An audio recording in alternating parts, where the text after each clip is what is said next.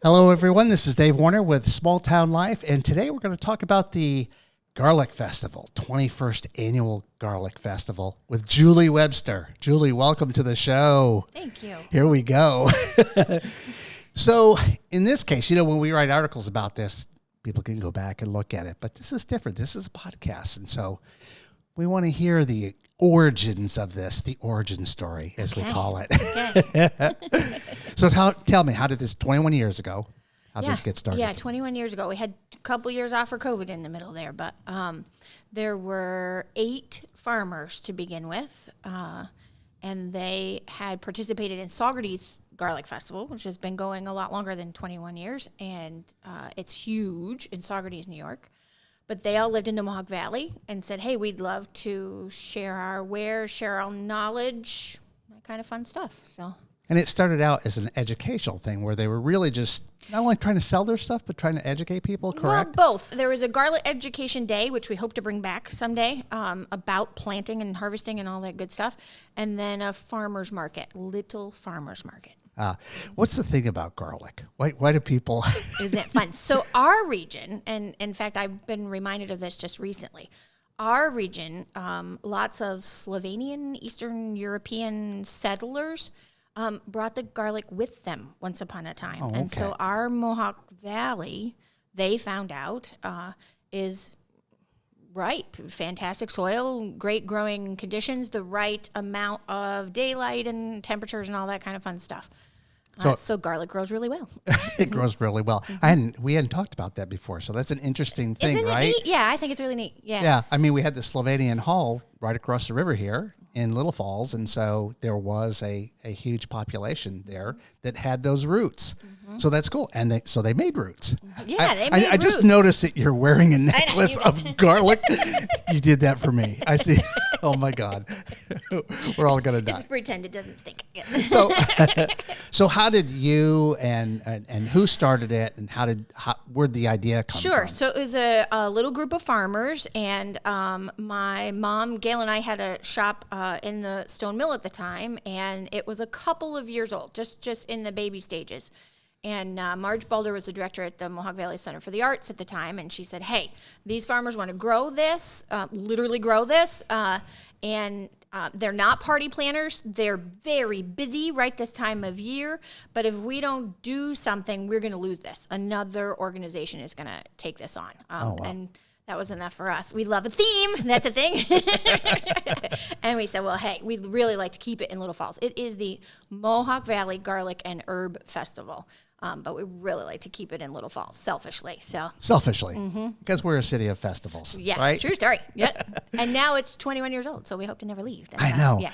How has it changed since then? I mean, tell me, it was 8 people, but tell me more about the beginnings, and then how has it evolved? Just garlic in the beginning, and it has now grown to garlic and herb vendors. There's food product vendors, so that's everything from honey and maple syrup to spicy hot sauces and salsas and all kinds of stuff, food products. Festival cuisines, so that's the food trucks and the wonderful everything to eat right there at the festival. And then a small percentage of artisans, so from the earth artisans, carefully juried in every year. So it's gotten very big, from 8 to this year, I believe, is 96 vendors. Oh, wow. Jumped up 3 since the last time you talked to me. And then our major change over the years was the committee and now board, because it is now a nonprofit, as Local Foods Incubator, Inc. is the nonprofit that sponsors and does the whole festival. They decided that we didn't want to be reliant on sponsorships to go to Feldmeyer and the big guys and Hannaford and all of these people to be able to pay for our festival. And so that was when the decision was made for a suggested donation at the gate, as you come into the festival, into Canal Place. And that's how we pay for everything. I know. How has that worked out? I mean, fantastic. Absolutely fantastic. We were able to go nonprofit. We are also able to donate a large percentage, at least a third of the donations, go to community groups, specifically Mohawk Valley Center for the Arts. But then if we currently, because those are the volunteers that help us at our gates, but as we have as we get bigger, we need more help. We need more volunteers. So able to kind of spread that wealth around, which is amazing. Absolutely amazing.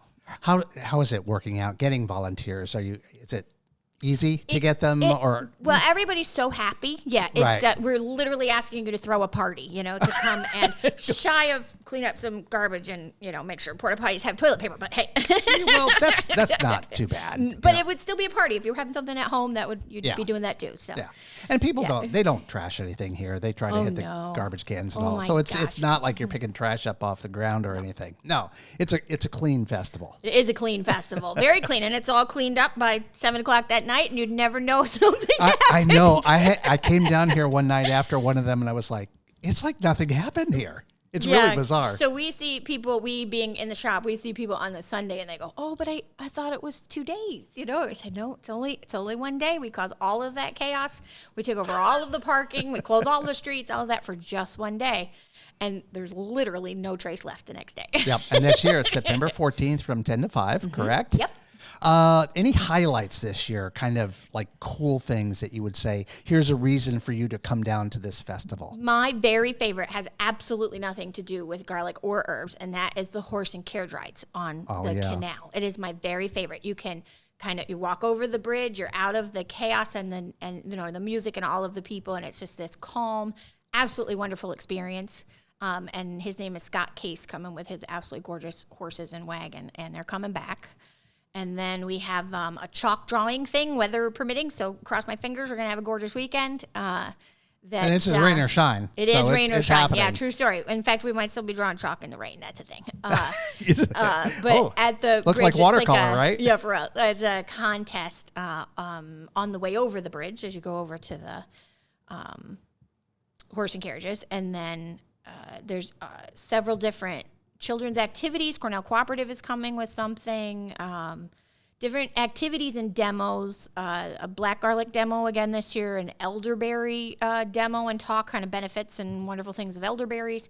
And then the bees. The Scott Hart is Sleepy Bear Apiary, and he comes with his live beehive to see. And that's always kids. A whole line of kids. Yeah, the checking out those kids bees. love that. They just stand there. They're just enthralled with that, just looking I am at too. it. That's the thing. Oh, yeah, it is really a thing, yeah.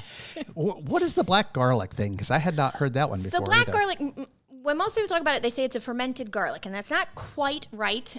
There's a thing, when you grill a fantastic steak, this is like super scientific, and I love that I have this knowledge thanks to a wonderful garlic farmer, but there's something called the Maillard reaction when you grill a steak, and it has to do with, flavor popping and Caramelizing and stuff. caramelizing, Yeah. right? Not charring necessary, but Right. caramelizing. Good one. I don't know how I came up with Yeah, that. good job. And so there, it's a special machine. It's almost like a slow cooker. And so for a very long time, at a very low temperature, you cook this garlic. And it literally turns black, kind of gummy. And it changes the entire chemical composition of the garlic. So it gets a little sweeter.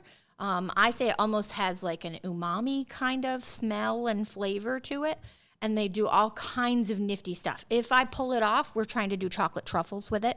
Oh, really? Yeah, at the mustard seed. But there'll be plenty of other people with nifty things. Brian Hugick from Hugick Farms is the one that's doing the demonstration, and he makes a beautiful salt with Syracuse salt and black garlic. That's amazing. It is amazing. It's very cool. It was very. I believe I'm not sure it's Japanese. We won't quote me on this, but definitely Chinese. And it was Asian huge. influence Yes, kind of thing. very Asian influence. And it's only now becoming big in the States. I had not even heard about it. Oh, it's very cool. I mean, when you think about garlic, somebody like me at my level, it's like just what you're wearing, and that's it. Right. And yet you have these you can product do lines. so that many just neat things with it. Yeah. So go kind of from A to Z for me. So a little if you bit. roast garlic, and it's fun, we say garlic and herbs, so you'll find the gamut. You'll find, lavender things and minty things and plants and all kinds of stuff, spice blends and dips and. But then a lot of garlic you can taste. You can stand at a farmer's stand and taste the garlic, which you've got to be brave for that. In the past, we've done garlic shots with lemon juice and garlic, and it's a whole lot of crazy. We say stinking good time for a heck of a reason. There's a lot. Oh, God. Everybody's healthy. It's totally a thing. Yeah. And You can roast garlic, which you may have done at home, and it takes the pungency away. You can spread it on a piece of toast, have a garlic bread kind of something. But often they do that and they end up putting it in ice cream or fudge or chocolate chip cookies. And so you'd be surprised what vendors show up with. It's a whole lot of crazy. Are the medical benefits, scientifically there, or is this just so they urban say legend? I figure it's like built-in vitamin C, right? Can't hurt. Can't hurt. Right. Yeah. Well, it's grown in the ground and eaten, and it can't be bad for you. Right. No chemicals in it and stuff. So, yeah. Good stuff. Music is a big part of it too. Talk to me about the music lineup this year. We have a great music lineup this year. We have 2 bands on the stage and 2 other ones we call our Wandering Minstrels. So a little more acoustic and kind of down by when you're waiting for a carriage ride or in between band setup and whatnot. Jerry D and his Dove Tones are in the morning on the main stage. In the afternoon is Tucker's Grog. They are, we've seen individual members, but they're new to us as a whole. It's a father-daughter in there as well. Father-daughter, yeah, fun. And we tend to go for not necessarily bluegrassy. Sometimes it heads that way, or jazzy, but we go for background toe tapping, having a party kind of music. So that's what we got. And then One Day Escape is Ari Marucci and a friend. They're down at Benton's Landing. That's terribly fun. And then Leslie Kubica's new group, Poverty Hill. There you go. Poverty Hill. I had it tucked away in the back of my head in case you forgot. And that's coming. A 6-person, right? That is, yep. And so we're trying them out this year. They're coming under the big tent lunchtime-ish and then wandering around. So wandering around. Yeah, hopefully. That's my favorite part. That's then it really feels like a party. You're shopping and you're carrying on, and here's somebody with a stand-up bass and a guitar. That's fun. That's cool. Mm-hmm. And you have a garlic king or queen. We have a garlic typically. king, yes. This year it's a garlic king. That's Mike Vitiglio is a good sport. Not just because he's my brother-in-law. Yeah. What does he do during the event? Hands you a mint. That's what he does. That for real. That's his job. Yep. Here's a mint, and just meet and greet, and find out where you're from and. Right. Did you find out everything that was going on today? That kind of stuff. So he's kind of a helper as well. Absolutely. And he wears the hat well. He wears the hat well. He's got a crown. Yeah. I know. That's what I was going to say. He's got the hat on. Yep. What would you talk about as far as the logistics of getting here? You're coming from out of town. What would you tell people? Sure. Parking and things, handicapped, and cover all those kind of aspects. Absolutely. So handicap parking is, you would pretend you're going to the brewery because it will be Mike George's parking lot across from. And this is Rock Valley Brewing on West Mill Street. Mm-hmm. But that will be the only traffic in there is only handicap because the shuttle buses will turn around. Right. So shuttle buses, and it'll all be on the website in this next week here on the Facebook page. Should be a big map of where to park. Shuttle buses are handicap accessible, so you can bring the stroller, you can bring your bicycle if that's what you got, whatever. And because we partner with ARC, has wonderful handicap accessible buses, so they come the whole day, 9:30 to 5:30, I think. And there'll be signs for shuttle parking, but also the map on the website and Facebook. And that's the easiest way to do it. It's just shuttle in. And the website address is? mvghf.com, like Mohawk Valley Garlic Herb Festival. Okay. mvghf.com. And Facebook is? Mohawk Valley Garlic and Herb Festival. Okay. So, it's spelled like out. a whole lot, but yeah. A lot of words. A whole lot of words. If you Google garlic in Little Falls, it'll come up. Really? We're the only game in town. You're the only game in town that day. That's true. Size of the crowd's been great last few years. Yep. Between about 3,000 and 5,000 people, so we hope that. And that's really, we'd like to stay about that big. That's plenty big. Yeah. So that you can talk, you have a good time. The lines aren't too crazy long. People aren't running out of food to feed you. All the good stuff, Do they, when they set up a booth, they're expecting that many, right? That's how they are. kind of provision themselves. Absolutely. And year to year, yeah. Mm-hmm. Okay. So what have we missed? Anything? I don't think so. I think it's... You just want everybody to come down on the 14th, on the 10 14th, to 5? Eat, stink, and be merry. I knew it. I knew that was it. Well, thank you, Julie, for coming on. I know everybody's going to have a fun time. I'm going to be down here a long time. Taking pictures. Taking pictures, doing some video and whatever else. Thank you. That's all we have today, everyone. Thank you for joining the Studio 25 Podcast Network and Small Town Life. We'll see you next time.